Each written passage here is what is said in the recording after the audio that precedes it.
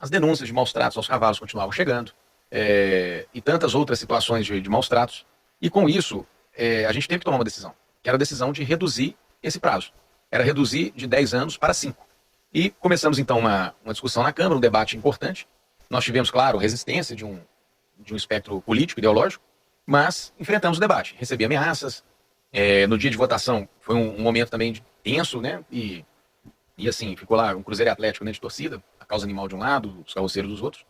E nós aprovamos, o prefeito Fuad sancionou, e essa transição ela vem ocorrendo para que no dia 22 de janeiro de 2026 a gente não tenha mais carroças na cidade.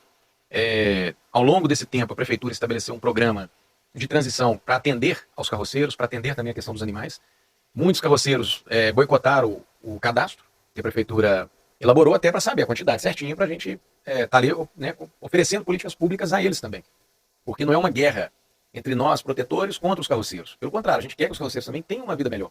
E hoje, a gente percebe que a cultura deles lá, de carroças, elas vêm de pai para filho. Eu nunca vi ninguém largar uma profissão, vou me tornar carroceiro de hoje para amanhã. Então já está diminuindo muito naturalmente, e sem contar que a gente tem as deposições clandestinas de entulho, né, joga numa esquina, joga num córrego. Eu já vi carroceiro jogar na porta de uma URPV, que era para atender eles, o cara não podia atravessar a rua, já despejando do outro lado, e sem contar os maus tratos. Então hoje, nós temos cerca aí de 700 carroceiros que frequentam as URPVs da cidade. Desses 700, cerca de 20 e poucos por cento não são de Belo Horizonte, são da região metropolitana. E cerca de 500 carroceiros são de Belo Horizonte.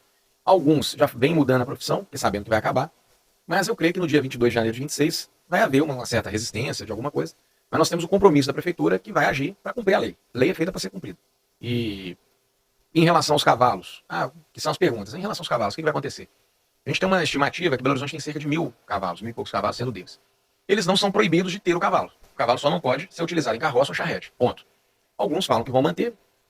Eu, infelizmente, acho que alguns vão vender para a região metropolitana. E aí você falou já de um ponto importante. Os vereadores das regiões metropolitanas têm que ter a coragem de fazer um enfrentamento. Então, Contagem tem muita carroça, Santa Luzia, Ibirité, Ribeirão das Neves, Vespasiano. Eu acho que tem que ter uma coragem de enfrentar. E lá o problema vai ser menor, porque são menos. Porque não justifica. Você está vendo, São Lourenço acabou lá com aquele espaço de charrete, Tiradentes está para acabar a qualquer momento. Não se justifica mais. Belo Horizonte é uma capital importante no cenário nacional. Belo Horizonte é uma cidade de morro. Então, assim, passou. Hoje nós temos várias opções de substituições. E pensando no carroceiro, a prefeitura vai oferecer cursos, vai capacitar. Se o cara quiser tirar uma carteira, vai ter meios para estudar. Ou seja, a prefeitura vai dar todo o suporte necessário para o carroceiro, para que não fique desamparado, inseri-lo nos programas que existem e aqueles que dependerem, né, do poder público. Então vai ter toda a acolhida. Mas eu espero que a lei seja cumprida e Belo Horizonte fique livre disso.